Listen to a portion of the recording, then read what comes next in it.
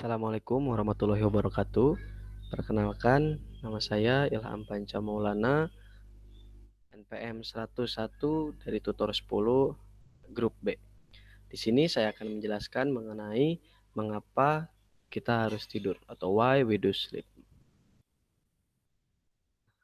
Sebelumnya saya akan menjelaskan dulu mengenai definisi atau penjelasan mengenai apa itu tidur, di mana tidur ini tuh memiliki fungsi yang penting yang memungkinkan untuk tubuh kita itu lebih sehat dan kembali segar setelah melakukan aktivitas tidur. Selain itu juga, tidur yang sehat itu atau yang cukup membantu tubuh tetap sehat dan mencegah dari penyakit juga. Nah, biasanya tanpa tidur yang cukup, otak itu tidak dapat berfungsi dengan baik dan hal ini dapat membuat konsentrasi kita menjadi tidak jernih atau mengganggu dari proses ingatan juga. Nah, biasanya orang dewasa itu membutuhkan waktu tidur sekitar antara 7 dan 9 jam. Itu pada waktu malam. Nah, anak-anak juga dan juga remaja sama memiliki waktu yang sama sekitar 7 dan 9 jam, namun biasanya lebih ditekankan untuk lebih lama dibanding orang yang dewasa. Terutama orang yang atau anak yang masih berusia di bawah 5 tahun. Nah, kemudian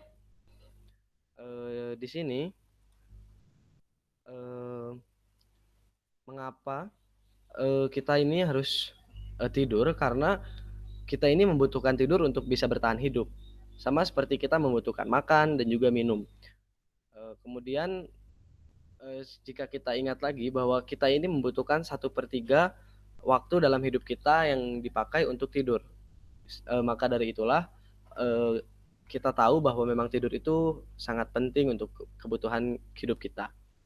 Nah, kemudian selanjutnya di sini saya akan menjelaskan juga mengenai beberapa efek positif dari tidur dan juga beberapa keunggulan dari tidur, yaitu adalah salah satunya adalah energy saver, di mana kita ini untuk menghemat energi kita membutuhkan tidur. Mengapa? Karena membantu mengurangi kebutuhan kalori dan juga mengganti waktu kita untuk menjalani eh, mengganti waktu yang kita lakukan ini untuk menjalani proses metabolisme yang rendah sehingga kita dapat menghemat energi kita. Kemudian yang selanjutnya ada brain function, di mana ini tuh maksudnya adalah ketika kita tidur, tidur itu kan akan memainkan peran penting dalam fungsi otak kita. Di mana dengan kita tidur, kita akan membantu memelihara memori kita dan juga apa saja yang telah kita lakukan atau telah kita dapat saat kita masih terbangun sebelumnya. Nah, kemudian eh, tidur ini juga sangat penting karena ketika seseorang tidur, perubahan fisik yang ada itu akan terjadi di otak, di mana ketika seseorang yang kekurangan tidur itu akan membuat individu itu mengalami kesulitan membuat keputusan atau kesulitan memecahkan masalah, bahkan sehingga individu itu bisa kesulitan untuk mengendalikan emosinya. Nah, inilah yang membuat kurang tidur itu dikaitkan dengan adanya depresi, bunuh diri, dan juga sebuah perilaku atau pengambilan perilaku yang sangat berisiko. Nah, kemudian eh, di sini juga saya akan menjelaskan bahwa ketika kita tidur itu kita memiliki ada dua tahap, ada NREM dan juga REM, di mana NREM ini atau non rapid eye movement itu nanti kita akan jelaskan juga ada tiga stage, sedangkan yang REM ini ada satu stage. Nah, begitu kita tertidur, tubuh kita itu mengikuti siklus tidur yang dibagi menjadi 4 tahap tadi. Nah, ini tuh ada yang tahap pertama yaitu ada non rapid eye movement atau NREM, dan juga ada tahap terakhir yaitu kita kenal sebagai REM atau rapid eye movement. Tahap pertama ini ada stage 1 NREM, di mana tahap pertama itu ditandai dengan transisi antara jantung, pernapasan, dan gerakan mata yang mulai melambat. Eh, Terjadi juga pada gelombang otak kita, di mana kita ini mulai mulai melambat dan tahapnya ini bisa 1 sampai beberapa menit. Nah, kemudian yang tahap kedua, ini sudah masuk ke tahap yang tidurnya itu lebih nyenyak karena detak jantung ini dan juga tingkat pernapasan kita itu mulai mulai melambat dan mulai menjadi rileks. Inilah membuat gerakan mata akan berhenti dan suhu tubuh kita juga akan turun karena kita sudah mulai merilekskan tubuh kita, anggota tubuh kita. Nah, kemudian ada tahap 3. Tahap 3 di sini adalah masih termasuk ke dalam non rapid eye movement, yaitu memainkan eh, peran untuk tubuh kita itu bisa menjaga agar lebih sehat atau segar pada keesokan harinya atau setelah kita bangun nanti. Nah, biasanya detak jantung, pernapasan dan aktivitas gelombang otak kita itu semuanya sudah mencapai tingkat terendahnya atau sudah deep. Nah, inilah yang membuat uh, kita itu merasa kita itu merasa cepat ketika tidur dibandingkan dengan kita terbangun. Nah, kemudian ada tahap keempat, yaitu ini sudah masuk ke dalam tahap yang rapid eye movement, di mana inilah adalah tahap yang terjadi sekitar 90 menitan dalam tubuh kita setelah kita tertidur. Jadi setelah 90 menit kita tertidur, biasanya tahap rapid eye movement ini terjadi. Nah, tergantung dari berdasarkan dari namanya, rapid eye movement ini tuh adalah ketika mata kita itu bergerak maju mundur atau maksudnya ke kanan ke kiri atau ke atas ke bawah, dan denyut pernapasan, detak jantung dan juga tekanan darah itu mulai meningkat lagi. Nah, ini tuh karena rapid eye movement ini membuat kita sudah mengalami mimpi gitu. Dan di mana mimpi ini kita akan seperti merasa seperti nyata karena adanya rapid eye movement ini, tahap rapid eye movement ini. Di mana biasanya durasi rapid eye movement itu meningkat seiring berlalunya waktu malam. Nah, ini juga untuk tahap ini juga dia menyebabkan biasanya kita itu lebih memakan waktu di tahap yang keempat ini atau rapid eye movement. Seperti itu. Nah, kemudian di sini dari 4 tahap ini itu akan terjadi di dalam siklus tidur kita beberapa kali sekitar 1 sampai 2 jam lebih tergantung dari kualitas kita saat tidur. Nah, untuk yang stage NREM atau yang non rapid eye movement ini tuh biasanya dia eh, memiliki 75% dan 80% dari siklus tidur kita, dari total siklus tidur kita.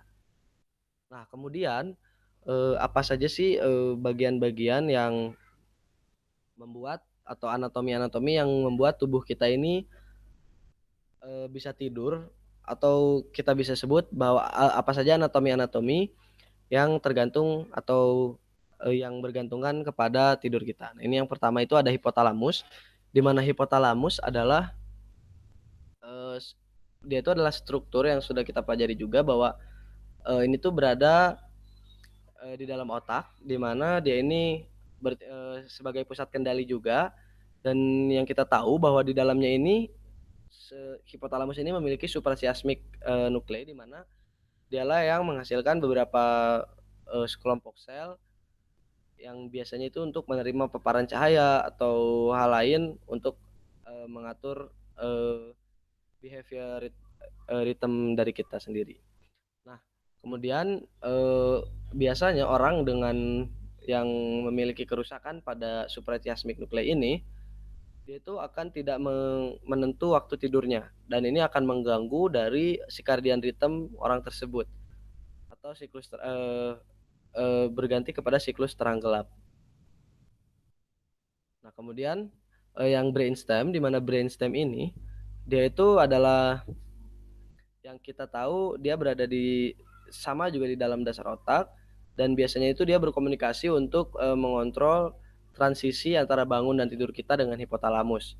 Nah, biasanya eee, sel-sel yang membuat kita tertidur itu adalah, sebuah, menghasilkan transmitter, yang disebut GABA. Nah, inilah yang membuat tubuh kita itu menjadi lebih lebih tenang dan rileks karena GABA ini merupakan sebuah inhibitory atau sebuah,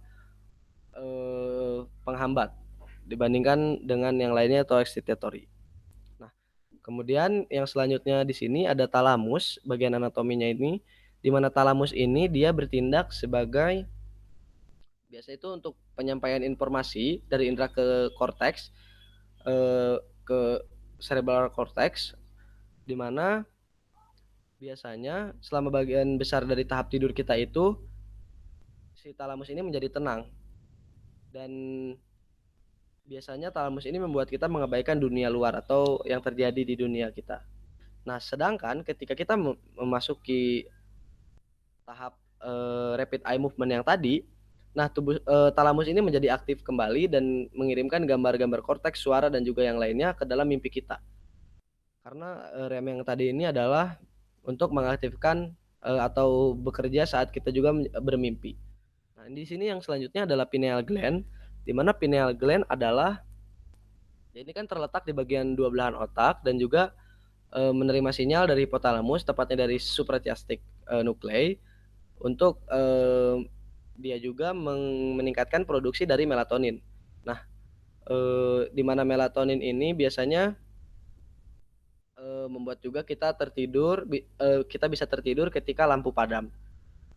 Nah, orang yang, memiliki gangguan pada penglihatan, itu biasanya dia tidak dapat mengkoordinasikan wake sleep, cycle atau siklus, bangun tidur, tidur bangun, dan juga, akhirnya dia menggunakan cahaya alami untuk menghasilkan pola tidur yang bermanfaat atau, yang baik.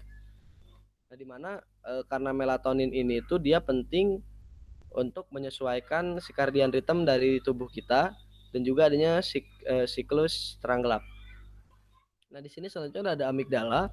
Nah, sebenarnya amigdala ini kan yang sudah kita tahu bahwa dia itu terlibat dalam pemrosesan emosi, namun, eee, di sini tuh bergunanya amigdala dalam proses tidur adalah ketika kita memasuki tahap rapid eye movement, maka amigdala itu beraktif mem untuk membantu proses emosi kita.